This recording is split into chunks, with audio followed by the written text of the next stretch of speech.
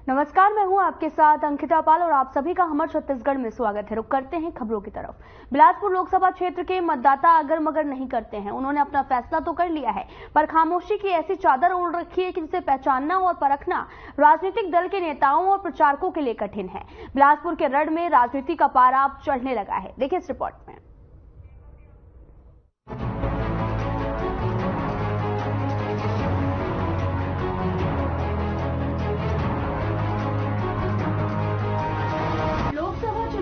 बिलासपुर के प्रत्याशी देवेंद्र यादव का सघन जनसंपर्क चल रहा है। इसी कड़ी में आज ब्लॉक स्तरीय बैठक में उन्होंने सभी कार्यकर्ताओं से सहयोग की अपील की है। हर खबर से चर्चा करते हुए उन्होंने कहा कि वर्तमान सरकार को पिछले 10 सालों का हिसाब देना होगा। देवेंद्र यादव आज अपनों से अपनी बात करने आए थे।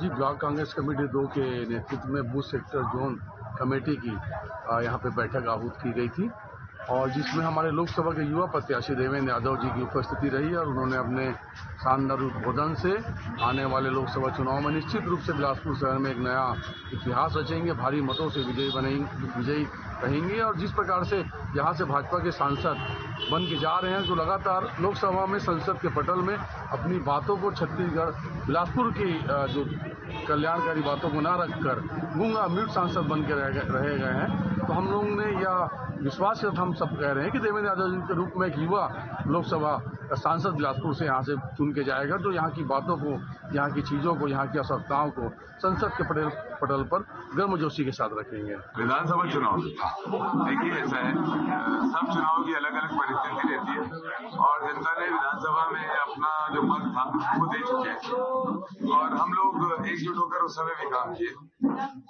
आने वाले समय में जो लोकसभा का चुनाव है, इसमें जवाब भारतीय जनता पार्टी को देना है, क्योंकि 10 साल की सरकार उनकी होगी, एंटी इनकम्बेंसी उनकी है, वादा खिलाफी उन्होंने की है, महंगाई, बेरोजगारी जैसे बहुत बड़े मुद्दे हैं जिस पर चुप्पी साध के रखी है भारतीय जनता पार्टी।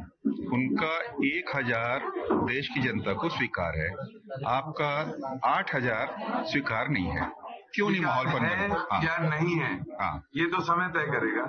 अभी तो चुनाव चालू है, चुनाव का परिणाम आने। नहीं, आपने जो 5 गारंटी दी है, अभी 5 जो न्याय पत्र जारी किया है, सरकार तो कह रही कि आप प्रो मुस्लिम लीग के जैसा ही काम कर रहे हैं। आपको मतलब स्थापित कर दिया गया है कि आप प्रो मुस्लिम लीग हैं और आप सनातन विरोधी हैं।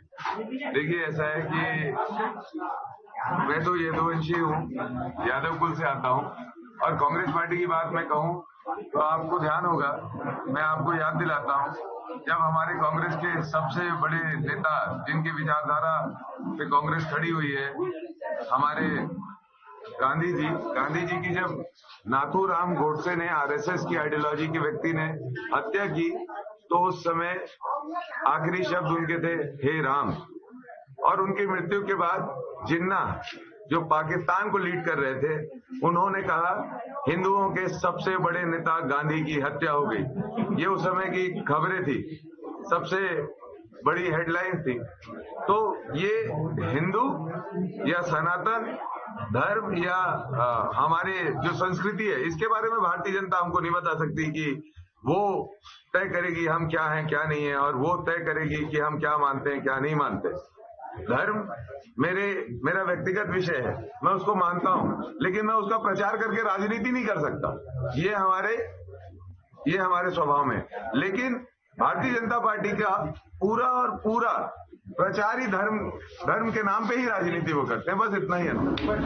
बिलासपुर लोकसभा सीट पर क्या चल रहा है, जनता का मिजाज कैसा है, वे क्या सोच रहे हैं और किस दल के उम्मीदवार के लिए मन बना रहे हैं, ये तो नतीजे आने पर ही पता चलेगा।